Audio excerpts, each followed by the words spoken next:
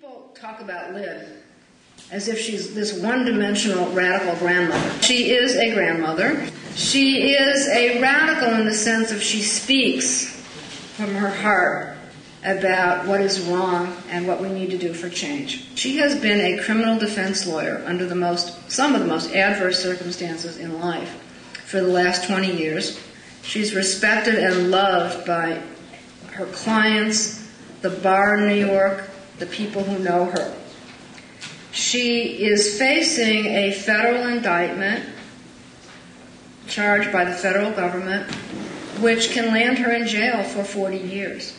She has taken her case out to the world, to the public, to talk about the travesty, the loss of civil rights for all of us.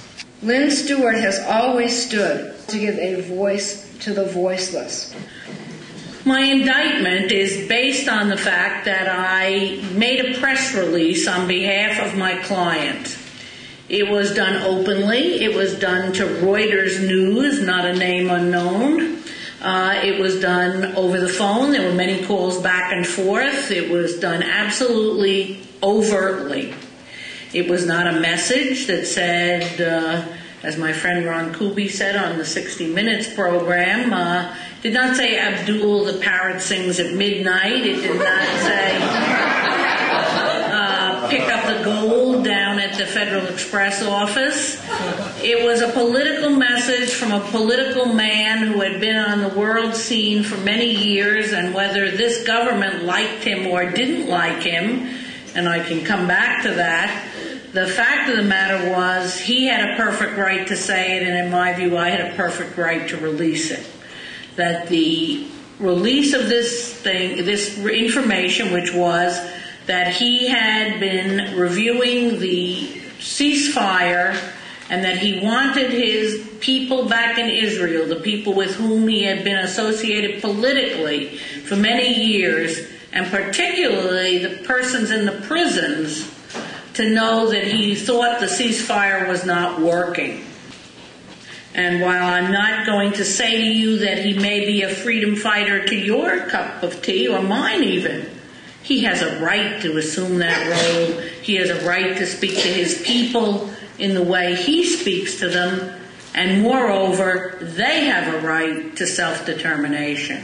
Whatever the Sheik's underpinnings are, a person who is in jail knows that he needs someone who can be his interpreter, that can speak across the lines of class, personality, of, in his case, the fact that he was a blind man, the fact that he was a foreign person that did not speak the language, and even more so, he knew that it had to be someone that he could talk to. And to me, that is the most important thing, is that moment when between a lawyer and a client, when you realize that you can speak to the client and the client can speak to you.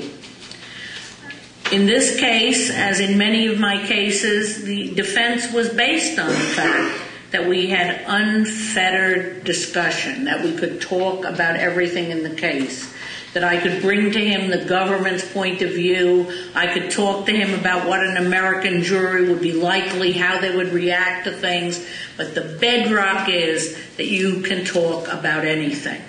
You can talk about, if they ask you about this, that will happen.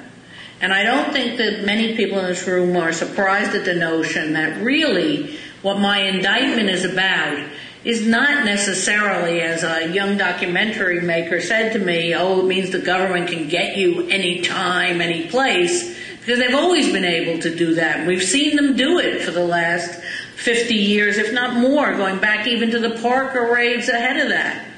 But what it really means is now there won't be any lawyers to call. After they come for you, there won't be a phone you can pick up and say, hey, Susan, hey, Lynn, hey, Liz Fink, hey, whoever.